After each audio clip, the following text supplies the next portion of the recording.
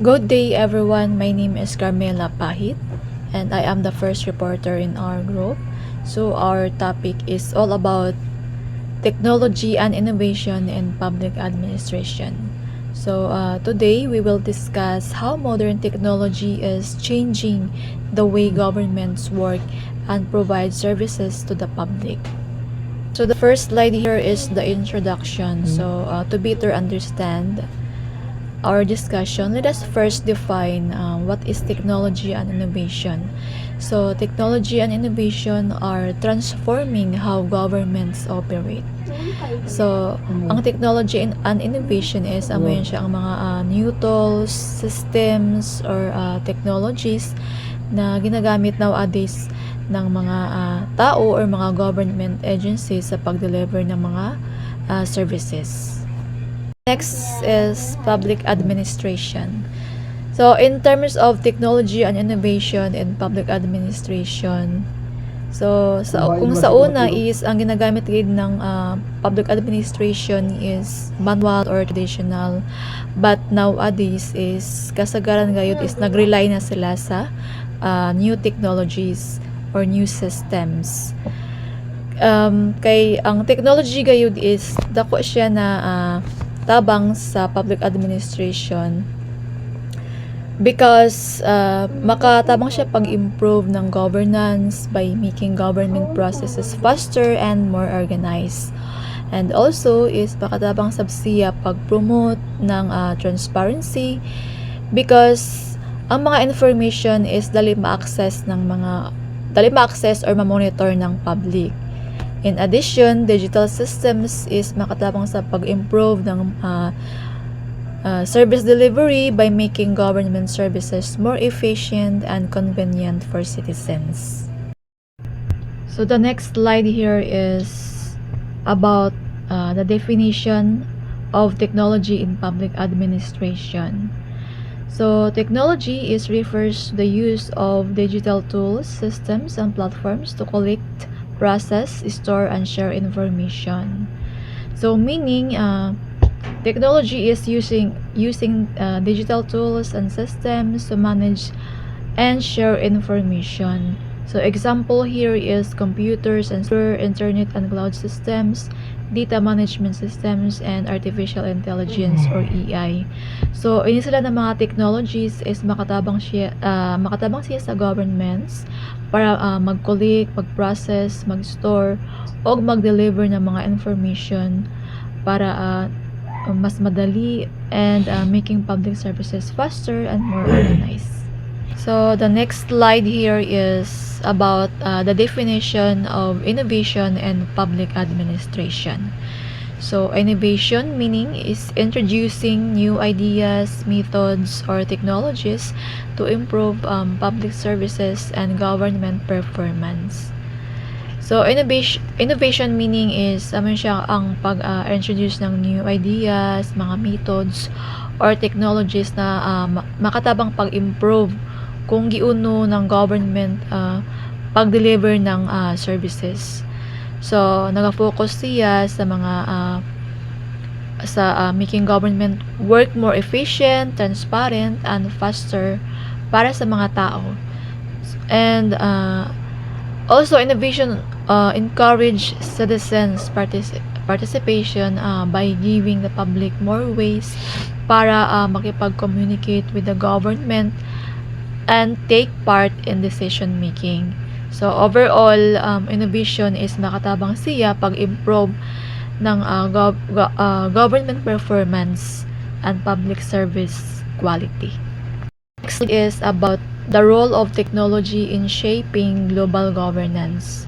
So global governance refers to how countries and international organizations work together to address global issues. So, ang global governance is makita nato nga ni kung how different countries and international organizations work together para ma-solve ang global problems such as like on climate change, health issues, and security. So, technology plays an important role gayud in this process because makatabang siya pag-improve ng communication, coordination, and policy implementation among nations.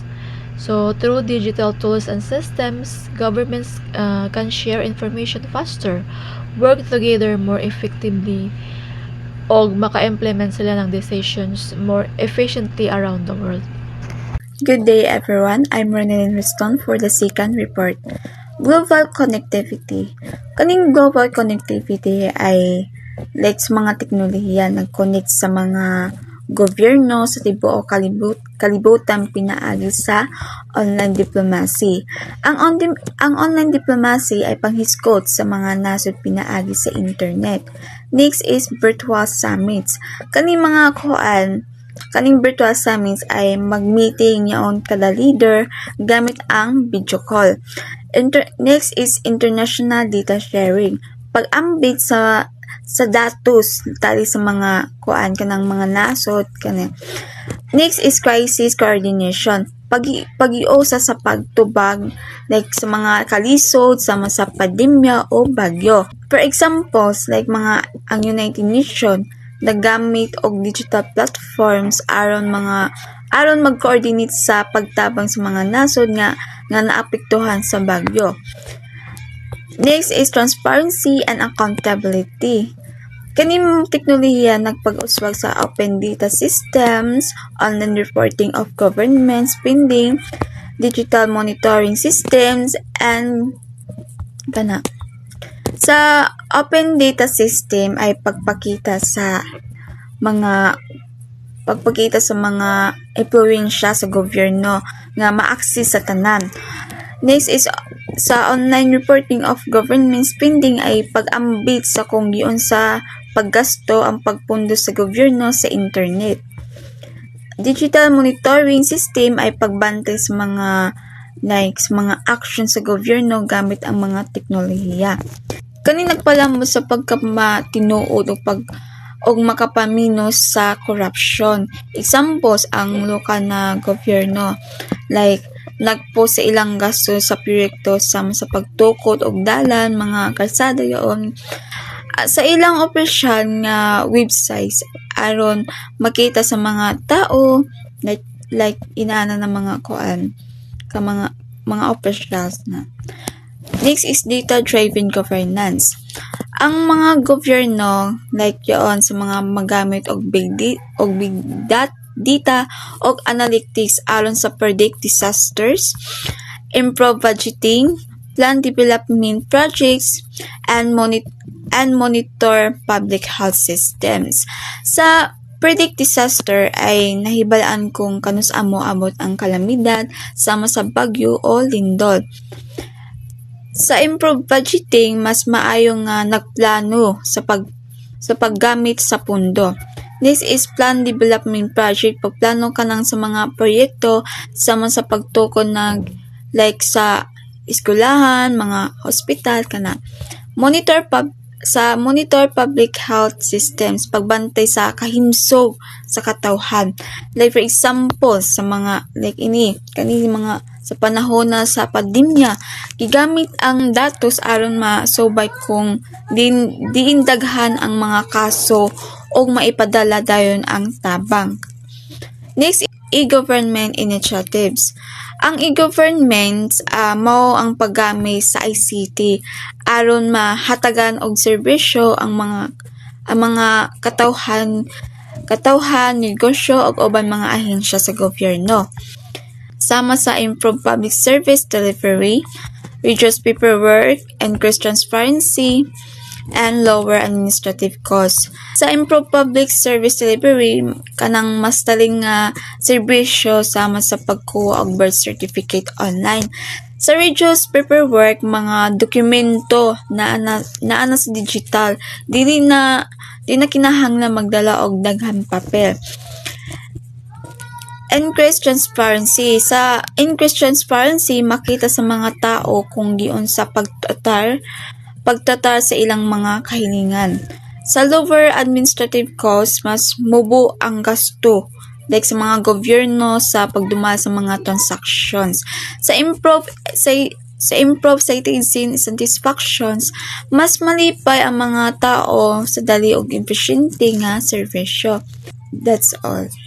Good day, ma'am. My name is Gina C. Cordita. So my assigned topics is all about the example of e-government service. So first is online tax appealing. Second is digital business registration. Three is online appointment system. And fourth is e-procurement of system. Where fifth is electronic voting system. In the Philippines, agencies like Department of Information and Communication Technology lead to digital transformation efforts. So, in the Philippines, legal basis for e-government is Republic Act number 8792, E-Commerce of 2000, recognize that electronic documents and signature promote an online transaction. So nga ni sa Public Act number 8792, nakapromote sila ng transaction. Then Republic Act number 10173, Data Privacy Act of 2012. So, protect personal data, ensure the privacy in digital system. Republic Act number 11032 requires faster and simplify government processes. So, impact e-government public administration. So, first is faster server delivery. Second is reduce corruption and opportunities. Third is increased transparency, and fourth is better record management. Fifth is greater citizen participation. So, challenge of e-government is digital divide, cyber security rate, and resistance to change, and limited technical skill, budget constraints. And sa ethical consideration in the use of technology, as the government adapt technology, ethical issues must to consider ethics ensure responsible and fair use to digital system. Dito, ang sa ethical consideration is nagkuan siya sa government ng adapt of technology. So pagkuan ng technology kibali kuha siya ang anak kibali. Sa data privacy and protection, government must to protect citizen information, avoid unauthorized data access, ensure security digital databases. So ngan hisakuan gyud ginasecure guide nila ang kuan databases para ma-safety ang para makuan ang privacy. So, cyber security is government must to prevent hacking, identify theft, data breach, and digital fraud. Strong to cyber security policy are essential. Hey everyone, my name is Peter Janji Makiling and my assigned topic is about digital inequalities. So digital inequalities, not all citizens have. First is the internet access. So internet access, some communities lack reliable connectivity. So kibali ini siya ng lisudan ko niya internet gabi na yun sa ilaya amin siya. And then digital skills, many people are unfamiliar with using online platforms yon kibali waray kay mga kaaga ng mga tao yon, iba na tao na sila pa kasayad kung ano'y paggamit ng kuan yung mga online platforms o wapaila kay mga kaagang wala kay mga skills. And then electronic devices, computers, tablets, or smartphones may be unavailable to some implications like must ensure the inclusivity, must implement policies and programs to ensure to all citizens can benefit from digital services.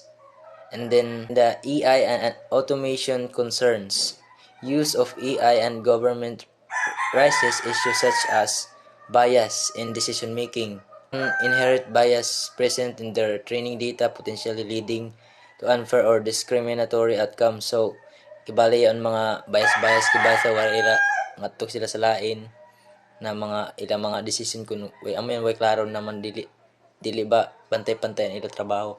And then the second is lack of human judgment. Automated systems may overlook contextual nuances that human decisions makers would consider risking inappropriate, rigid decisions. And accountability concerns. When decisions are made by AI, it can unclear who is responsible if something goes wrong, the developer, the government agency, or system itself. And then the fourth is automated decisions. Many AI algorithms operate as black boxes, making it difficult for citizens and officials to understand how decisions are reached, which can undermine trust. Mayon way klaro maglisod sila magkuan. Ano ni ato kuan ba? And accountability and transparency. Public officials must first is using technology responsibly, leveraging digital tools to serve citizens efficiently without compromising data privacy or security. So, ang mga officials kailangan nila responsible sila sa ilang paggamit ng social platforms like yan mga computers like para matabangan yan assist sa mga citizens na wapay kaming kaagan. And then following ethical standards, upholding integrity, honesty, and fairness in all actions. Tibali matinud-anon kita tapos honesty, fair kibali ato kuan pagserbisyo sa isa ka tao para asol. And then ensuring fair and low decisions, making choices that comply with laws and policies, avoiding bias or favoritism. And fourth is maintaining public trust, building confidence among citizens by being open, honest, and answerable for their actions. And then benefits of technology and innovation in public administration. First is to improve efficiency. So improve efficiency, this technology streamlines administrative processes, automates routines, tasks, and reduces paperwork. But this allows government employees to focus on more strategic work, speeding up services delivery for citizens. Second is the cost reduction. By adopting digital systems and innovative solutions, governments can reduce operational costs. Automation, cloud computing, and data-driven decision-making help minimize waste and optimize resource allocation. 3 is the real-time communication. Modern communication tools enable instant interaction between government agencies and citizens. This improves coordination, supports faster decision-making, allows citizens to access information promptly. And the fourth one is the increased transparency. Digital platforms, open data initiatives, and online reporting systems make government actions more visible to the public. Transparency reduces corruption, builds trust, and promote accountability. And then the fifth one is better disaster response. Technology helps government monitor risks, coordinate emergency services, and communicate with affected populations in real time. This leads to faster and more effective responses during natural or man-made disasters. And then the next one. Future trends include first is the smart cities, urban areas. Kibali sa mga the future of digital governance. Kibali sa sunod ng mga panahon na kibali high-tech na kita. And then first is the smart cities. Urban areas increasingly use Internet of Things and sensors to optimize traffic, energy use, waste management, and public safety. Citizens benefit from more efficient service and data-driven decision making. And then second is blockchain in public records. Blockchain technology ensures tamper-proof, transparent, and secure record keeping. Applications include land registries, birth certificates, and voting systems, reducing fraud and increasing trust in government. And then third is the AI-driven policy planning. Last is the fully integrated online public service, which is citizens can access multiple government services through a single digital platform, and then reduces bureaucracy, saves time, and improves accessibility for all citizens. Conclusion: technology and innovation are essential in modern public administration. They, they improve governance, transparency, and service delivery, but must be guided in ethics and security inclusivity. So the conclusion is about technology and innovation play a crucial role in modernizing public administration by enhancing efficiency, strengthening transparency, and promoting greater citizen engagement. Kibali nagapromote ini siya para ang ato kibali trabaho paspas dali para makaserbisyo ng tadong sa tao na tabang na sab sa technology para madali nato proseso paghimo ng mga processes progress with para may makuan kita ng public trust sa mga tao para equal ang access mga sustainable and effective governance. So that's all my topic. Thank you.